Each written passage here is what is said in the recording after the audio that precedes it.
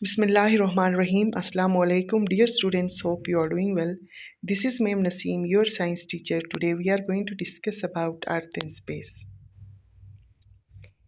Over 300 years ago, Sir Isaac Newton came up with the idea that all masses attract other masses. He called this attraction gravity. The Earth has a mass about 6 multiply 10 as to power 24 kilogram. So इसका gravitational पुल भी क्या होगा, large ही होगा. Is gravity which pull जो है other object towards itself to the ground. So this is the earth's gravity. ठीक है, ज़मीन के अंदर एक ऐसी ग्रेविटी होती है, एक ऐसी कशिश होती है जो हर चीज़ को अपनी तरह खींचती है. And is a gravity which keep the planet in their orbit around the sun. So there is a gravity which is present in the solar system. So that's why all the planets जो orbit करते हैं sun के इर्द गिर्द एक खास path पे. Are you getting my point? So there is a gravity in solar system and there is also gravity which is on the earth. Now dear student, gravity and weight. When we lift a bag of sand from the ground, ठीक है, यहाँ पे mess की बात हो रही है. देखिए अब बैग जो सैंड का एक फुल बैग है जिसकी तकरीबन 25 kg जो है उसका मास है.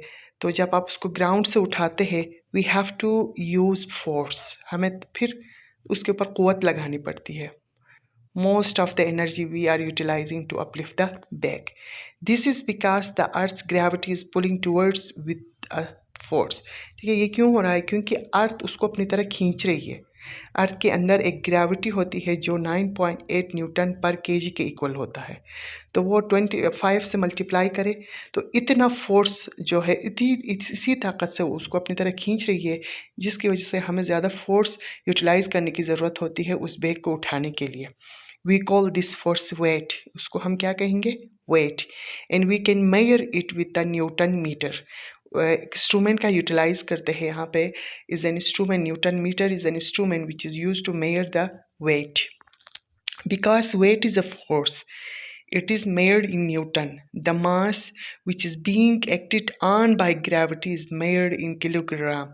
The weight of 1 kg of mass depend upon the strength of gravity where the weight is measured. ठीक है, अब यहाँ पे देखिए डियर स्टूडेंट, यहाँ पे इस पैराग्राफ में ये कह रहे हैं कि आप अगर 25 kg सेंट बैग सेंट जिसमें बैग में भर के सेंट है, रेत है, उसको उठा रहे होते हैं तो ज़्यादा फोर्स एक्सर्ट करते हैं. क्यों? क्योंकि ज़मीन के अंदर भी एक ग्रेविटी होती है, ज़मीन का अपना वेट होता है जो 25 kg मल्टीप्लाई बाई 9.8 न्यूटन पर केजी करे, इतना फोर्स उसके ऊपर एक्सर्ट कर रहा है. ठीक है, अब यहाँ पे देखें, this might seems confusing but it is easy to understand if you think about taking 1 kg जो है 1 kg bag of sugar on a very long journey. On Earth, the strength of the gravitational field is about 9.8 Newton per kg. This means that it gives a force of 9.8 on every kilogram. The moon is much less massive than the Earth. The strength of the moon gravitational field is about 1.6 Newton per kg. ये बहुत एक अच्छा सा example के through आपको यहाँ पे समझाने की कोशिश कर रहे हैं. देखिए, आप 1 kg शुगर लेके आप किसी लॉन्ग जर्नी सफ़र की तरह निकल रहे हैं. ठीक है, जो अर्थ की ग्रेविटेशनल फील्ड होती है वो 9.8 होती है, तो वो कितना फोर्स एक्सर्ट करेगा उस 1 kg शुगर पे? 9.8 न्यूटन ही करेगा. आप यहाँ पे देखें, आप मून का जो है लेस मैस है as compare to the earth, और मून की जो ग्रेविटेशनल फील्ड होती है वो अबाउट 1.6 न्यूटन पर केजी होती है. So if an astronaut buys a bag of sugar in your city, its mass is 1 kg and its weight is 9.8 Newton. If the astronaut takes the sugar to the moon without opening it on the way, its mass still 1 kg, but on the moon it's about 1.6 Newton. So it depends upon the gravitational field. अगर कोई बंदा, कोई astronaut 1 kg sugar लेके अर्थ पे आ रहा है तो वो कितना फोर्स एक्सर्ट होगा? 9.8 होगा. अगर सेम वही शुगर लेके वो मून पे जा रहा है without opening in are the way, ठीक है, उसको ओपन किए बगैर जा रहा है, तो उसका वेट कितना होगा? 1.6 न्यूटन. उसकी वेट होगी। कैलकुलेटिंग वेट बेटा दिस इज़ टू इम्पॉर्टेंट। ये MCQ जो में भी आ सकता है फार्मूला, या यहाँ पे न्यूमेरिकल गिवन होते हैं, इसी फार्मूला को यूटिलाइज करते हुए फिर आपने फाइंड आउट करना होता है। या वेट का पूछते हैं, या मास का पूछते हैं, या ग्रेविटी का पूछते हैं। So weight is equal to mass multiply by gravity. यहाँ पे कुछ एग्जांपल दिया गया है डियर स्टूडेंट। यहाँ पे देखें, an exploration of robot of mass जो है उसका 100 kg है, is build on earth at a place where gravity is 9.8 newton per kg। It is sent to the Mars where gravity उसकी कितनी है, 3.7 न्यूटन पर kg है। So what does the robot weight, earth पे कितना होगा और Mars पे कितनी होगी। नाउ डियर स्टूडेंट, मास पे मास ऑन अर्थ उसके 100 kg ऑलरेडी गिवन है ऊपर, और स्ट्रेंथ ऑफ ग्रेविटी अर्थ पे आपको ज़बानी याद होनी चाहिए 9.8 न्यूटन पर kg है। तो weight and earth, weight is equal to mass multiply by gravity. Mass यहाँ पे कितनी 100 kg है और ग्रेविटी कितनी है 9.8 है, तो यहाँ पे क्या आएगा 980 न्यूटन इसका वेट आएगा। तो इसी तरह आपने मास ऑन अर्थ जो मार्स है और अर्थ का इसी तरह से फाइंड आउट करना है। Now dear student, tides are the regular rise and fall of sea level. ठीक है, पानी का उतार चढ़ाव। ठीक है, आम सिंपल अल्फाज में इसको क्या कहते हैं, टाइड्स किसे कहते हैं, regular rise and fall of the sea level. कभी उतार चढ़ाव, कभी पानी बिल्कुल हाईएस्ट लेवल पे जाता है, कभी लो लेवल पे आती हैं। They are mainly caused by the gravitational pull of the moon and the rotation of the earth. ठीक है, this pull is called the tidal force. The tidal force causes the water on earth to bulge out. ठीक है, अपनी growth से थोड़ा सा बाहर निकलना। ठीक है, bulge out on the side closest to the moon and the side of the furthest away the moon. यहाँ पे दिखाए गए हैं बेटा, ये जो टाइड्स क्रिएट होते हैं, this is just because of the gravitational pull of the moon and the rotation of the earth की वजह से ये एक फोर्स क्रिएट होता है। That type of force is known as tidal force. इसमें क्या होता है, जो अर्थ के सरफेस एरिया में जो पानी है वो थोड़ा सा बल्ज आउट होता है मून की रोटेशन की वजह से। Now dear student, as the earth rotates on its axis, जब अर्थ रोटेट करते अपने एक्सिस पे, any part that passes through a bulge experience a high tides. ठीक है, any part of the earth not in a bulge experience a low tide. The cycle of 2 high tides and 2 low tides happen twice a day on most part of the planet. यहाँ पर dear student, when the earth rotate, जब earth rotate करता है अपने axis पे, ज़मीन का वो हिस्सा जो बल से गुजरता है, एक्सपीरियंस उसका बल से होता हुआ जाता है, तो वहाँ पे हाई टाइड्स बनते हैं। और वो पार्ट जहाँ से बल से मतलब नहीं गुजरता है, उसका वहाँ से गो थ्रू नहीं होता है, तो वहाँ पे लो टाइड्स बनते हैं। दिन में 2 हाई टाइड्स बनते हैं, 2 लो टाइड्स बनते हैं। ये MCQ में आ सकता है, तो आप लाजमी इसको पढ़ा करें। When the sun and moon are in line with earth. ठीक है, जब सन और मून बिल्कुल एक ही लाइन में सिमत में आते हैं, सन मून और earth, which happen a time of full moon and new moon. Mostly ये अकर होते कब, जब न्यू मून और फुल मून की उस पे आ जाते हैं। ये फेसेस ऑफ द मून आप लोगों ने पढ़ा है। The gravitational effect of the sun increase the tidal and give an extra pull on the water and earth. ठीक है, जिसमें सन की ग्रेविटी सबसे ज़्यादा होती है, तो सन क्या करता है, इंक्रीज करता है टाइडल जो है फोर्स को, और वो क्या करेगा, जो ज़मीन के ऊपर, ज़मीन के सरफेस पे जो पानी है उसको एक्स्ट्रा पुल करेगा, जिसमें एक्स्ट्रा पुल की वजह से वहाँ पे क्या होंगे, एक्सट्रीम टाइड्स क्रिएट होंगे, मोर एक्सट्रीम टाइड्स वहाँ पे बनेंगे।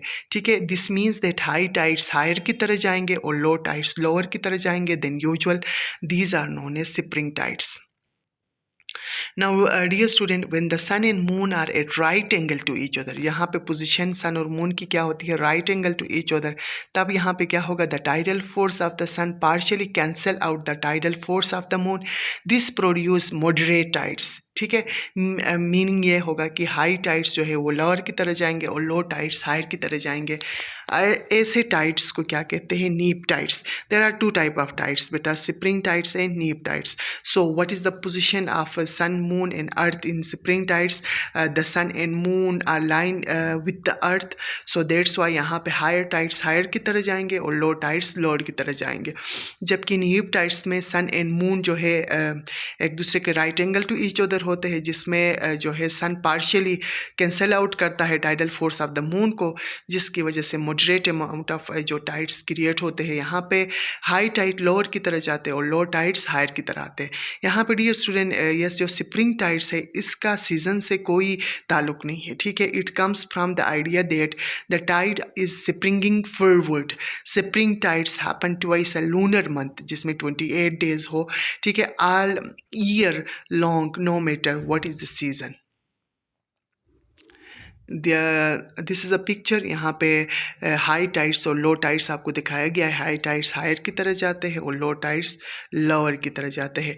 जहाँ जब अर्थ रोटेट करता है तो उसका एक्सपीरियंस अगर बल्स के साथ एक्सपीरियंस हो तो यहाँ पे हाई टाइड्स बनेंगे। अगर अर्थ का वो सरफेस एरिया जो बल्स एक्सपीरियंस ना हो तो वहाँ पे लो टाइड्स बनेंगे। Now, dear student, days, month, and years. The Earth spin on an axis through the North and South Pole. ठीक है, अर्थ स्पिन करता है अपने एक्सिस पे भी मूव कर रहा होता है, रोटेट कर रहा होता है, और अर्थ सन के इर्द गिर्द भी रिवॉल्व कर रहा होता है। एट दैट टाइम वहाँ पे क्या करिए, देखिए जब अर्थ अपने एक्सिस पे स्पिन करता है तब यहाँ पे डे एंड नाइट, ठीक है, इट रिक्वायर 24 जो है hours to required one complete rotation. यहाँ पे देखिए the time taken for one complete rotation of the earth is about 24 hours 23.93। 93 को राउंड ऑफ करके फिर 24 में जो है इसको लिया गया है। और वन डे कंसीडर किया है observe from the earth the sun appears to move across the sky. हम अर्थ पे रहते हुए हमें ऐसा लगता है कि जो अर्थ है वो स्टेशनरी है, मतलब एक ही जगह पे होता है कि सन मूव कर, ऐसा बिल्कुल भी नहीं है। अर्थ की रोटेशन भी हो रहा होता है, अर्थ रिवॉल्व भी कर रहा होता है, जबकि सन क्या होती है, स्टेशनरी होती है, एक ही जगह पे मुकीम होती है। In fact this motion is due to the earth spinning on its axis when the part of the earth on which you live is facing the sun, it is a daylight.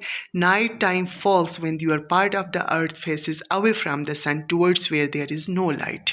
ठीक है, यहाँ पे दिन और रात का बनना, ठीक है, हमारे ज़मीन का वो हिस्सा जो सन से फेस कर रहा है, you live is facing the sun कर रहा है तो वहाँ पे डे होगा। ज़मीन का वो हिस्सा जो सन से अपोजिट दूर है तो फिर वहाँ पे क्या होगी, नाइट, नो लाइट होगी तो night. The moon moves around the earth once every 27.3 days।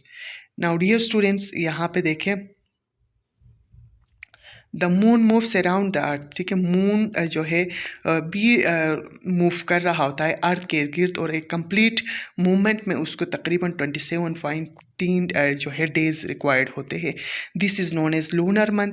When the side lit by the sun faces the moon we see a full moon, sometimes we see no moon at all.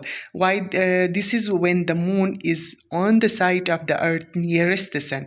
This is called the new moon. Between these two positions we only see a part of the moon. These sections of reflecting surface are called faces of the moon. This is why we see the moon differently at certain period of the month. Now dear student whilst all this is going on, यहाँ पे ये चीज़ें waxing और वेनिंग के ज़रिए मैंने आज जो डिस्क्रिप्शन आपको बता दिया गया है आप उसको थोरली स्टडी करें। अब यहाँ पे देखें dear student whilst all this is going on the earth is revolving around the sun, ठीक है, one complete orbit takes about 365.25 days or 1 year. Obviously we cannot have a quarter of a day at the end of each calendar year, so the quarter day are added together to produce an extra day every 4 years. Years that have the extra day are called leap year. The extra day is 29th Feb. Now dear student, अब देखें एक complete revolution में अर्थ को तकरीबन सन के इर्द गिर्द एक कंप्लीट चक्कर लगाने में अर्थ को तकरीबन 365.25 डेज रिक्वायर्ड होते हैं। अब ये 0.25 जो डे है उसको कैलेंडर में ऐड नहीं किया जाता है, हर 4 साल बाद ये एक कंप्लीट डे में कंसीडर होता है, ठीक है। 0.25 0.25 0.5 0.25 0.25 फिर 0.5 plus 0.5 is equal to 1 day. और जो है लीप ईयर कहा जाता है और लीप ईयर में एक्स्ट्रा डे काउंट होता है। अब देखें हमेशा 28 फेब होता है, फरवरी में 28 डेज होते हैं, 4 साल बाद फरवरी में एक डे ऐड किया जाता है। Now dear student, did you know Venus जो है रोटेट बैकवर्ड, ठीक है, the opposite away to the earth. On Venus, the sun rises in the west, in the set in the east. The seasons. Now, dear student, remember the Earth is constantly spinning on an axis through the north and south pole. The Earth's axis is tilted in an angle of 23 degrees to its orbit. In other words, the Earth is tilted with the respect to the sun. During the year the earth passes around the sun, ठीक है, एक complete उसको साल देखे, उसी साल में seasons भी आ जाते हैं. अब सीजन्स क्यों आते हैं कि ठीक है, अब यहाँ पे देखिए आपको पता चलेगा the earth passes around the sun, सर के इर्द गिर्द जो है मूव कर रहा होता है, एक साल उसको तकरीबन लगते हैं. This means that at a certain times of the year the north and south poles are tilt toward the sun. The part of the earth which is tilt toward the sun जो है receive करेगा मोर light intensity को और वहाँ पे warmer होगा. It has its summer होगा. The part which is tilt away from the sun receive less light और वहाँ पे कोल्डर होगा और वहाँ पे विंटर होगा. यहाँ पे डायग्राम के थ्रू आपको दिखाया गया है. This diagram is too much important बेटा, ये प्रीवियस पेपर में आ चुका है तो आपने लाजमी इसको पढ़ना है. देखे नॉर्थ एंड साउथ पोल, यहाँ पे देखे अर्थ जब सन रिवॉल्व कर रहा होता है, सन अर्थ रिवॉल्व कर रहा होता है सन के इर्द गिर्द, तो अर्थ का डिफरेंट पार्ट सन से लिट कर रहा है, ठीक है. The face of the earth toward the sun ये हाई लाइट इंटेंसिटी को गेन करेगा और वहाँ पे वार्मर होगा, और ज़मीन का वो हिस्सा जो सन से दूर है तो वो लेस इंटेंसिटी ऑफ लाइट को गेन करेगा, वहाँ पे क्या होगा, विंटर होगा. नॉर्थ और साउथ, नॉर्दर्न हेमिस्फीयर और साउथर्न हेमिस्फीयर में जो सीजन्स अपोजिट होते हैं, यहाँ पे नॉर्थ में समर है तो साउथ में क्या होगा, विंटर होगा. अगर नॉर्थ में ऑटमन है तो समर में तो साउथ में क्या होगा, स्प्रिंग होगा. ये अपोजिट में चलते हैं, एक दूसरे के अपोजिट है. नाउ डियर स्टूडेंट, थोरली इसको एक और दफ़ा देख लेते. देखे the northern half of the world is still toward the sun, ठीक है, सन के बिल्कुल यहाँ पे देखें नॉर्थ का जो हिस्सा है, नॉर्थ का जो अर्थ का जो पार्ट है वो बिल्कुल सन की तरह ही है, उसका जो चेहरा है, उसका फेस है, दैट इज़ टुवर्ड्स द सन. तो यहाँ पे क्या करेगा, little more intensity of heat energy को क्या करेगा, गेन करेगा, और यहाँ पे क्या होगा, समर होगा. और southern half of the world is tilt away from the sun होगा, और it receive a little less intense heat energy from the sun करेगा, और यहाँ पे लाइट क्या होगा, शॉर्टर टाइम के होगा, जबकि नॉर्थ में लाइट जो है लॉन्गर टाइम के लिए होगा. द नॉर्थ, अब थर्ड इसमें देखे बेटा, यहाँ पे आप देख ले, the north half of the world is tilt away from the sun, it receive a little less intense heat energy from the sun and sees light for the shorter time. अब यहाँ पे विंटर होगा, और यहाँ पे देखे the southern half of the world is tilt towards the sun, it receive a little more intense heat energy from the sun और sees light for a longer time. अब यहाँ पे देखिए बेटा, जो moderate amount of जो है season होता है वो ऑटमन और स्प्रिंग में होती है. During spring and autumn the northern and southern जो halves of the world get equal amount of heat and see light for the same time of the length. The apparent movement of constellation. Dear student, हमने पढ़ा कि जो अर्थ अपनी axis पे tilt करता है तो डे एंड नाइट का क्रिएट होना, अर्थ रिवॉल्व करता है अराउंड द सन पे, फिर सीजन्स का आना. जस्ट इसका इफेक्ट इस पे नहीं होता है बेटा, कॉन्स्टलेशन भी बड़ा इफेक्ट होता है. इस देखिए जब अर्थ टिल्ट करता है अपनी एक्सिस पे, it also effect on constellation. So what is a constellation? Group of stars जो मिल के एक स्पेसिफिक एक पार्टिकुलर पैटर्न बनाते हैं स्पेस में, that is known as constellation. यहाँ पे आपको नज़र आ रहा है, देखें बहुत सारे स्टार्स यहाँ पे सेकंड पिक्चर में आपको नज़र आ रहा है कि बहुत सारे स्टार मिल के एक स्पेसिफिक पैटर्न डेवलप कर रहे होते हैं जो क्लियर नाइट स्काई में आपको विजिबल नज़र आ रहा है. That is known as constellation. Now, dear student, the Earth tilt axis also affect how constellation group of star in the particular pattern and other heavenly bodies जो appear होते हैं move across the night sky में, उनके ऊपर भी बड़ा affect करता है. This is why at some times of the year stars and planet appeared directly over to it, while at other times they seems to be barely rise above the horizon. We look at stars from the earth which is slowly revolving. ठीक है, अर्थ पे बैठते हुए हमें नज़र आता है कि स्टार जो है that are appear at night sky और they are moving in a slowly manner. ठीक है, बहुत आहिस्ता चल रहे होते हैं. So, like the moon, the stars appear to move across the night sky. In the northern hemisphere, the whole जो night sky appears to rotate around the pole star, as shown in the photograph below. The pole stars stay in the same position because it is lined with the earth axis. यहाँ पे pole star का आपको नज़र आ रहा है. This one, this picture is यहाँ पे जो pole star जो है वो अर्थ के एक्सिस पे ही मूव कर रहा होता है, जो इस तरह से हमें नज़र आ रहा होता है. Now, dear student, in the southern hemisphere में क्या होता है dear student, this much is a little bit different. देखिए, फर्स्टली वहाँ पे कोई पोल स्टार आपको विजिबल ही नहीं होगा, और इसके अल्टरनेट भी कोई पोल स्टार वहाँ पे नज़र नहीं आएगा. ठीक है, सम ऑफ द कॉन्स्टलेशन जो है close to it only be seen with it summer. कभी कभार कॉन्स्टलेशन अपीयर होंगे समर में, तो समर में आपको पैटर्न जो स्टार्स के पैटर्न आपको नज़र आएंगे. Secondly, there is no corresponding star to the pole star in the southern hemisphere, so none of the stars appear stationary. Thirdly, all the constellation appears upside down. जबकि northern hemisphere में जो constellation अकर हो रहे थे directly our to head हो रहे थे, और कभी कभार बेयरली जो है अबव द होरिजन नज़र आ रहे थे, जबकि यहाँ पे कॉन्स्टलेशन आपको अपीयर होंगे अपसाइड डाउन में. सो कॉन्स्टलेशन नेम्ड लियो, ठीक है, ग्रुप ऑफ स्टार उसका नाम लियो रखा है. क्यों?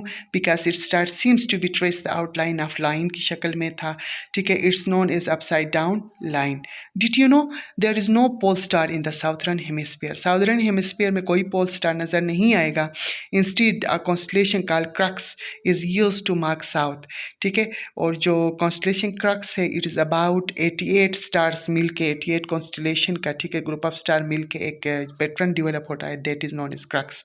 It is commonly known as southern जो है क्रॉस स्टार्स का भी नाम दिया गया है. यहाँ पे ये पोल स्टार है. फर्स्ट जो पिक्चर आपको नज़र आ रहा है dear student, this is a pole star which is appeared in northern hemisphere. Thank you so much dear students. Hope you have enjoyed this video. Allah Hafiz.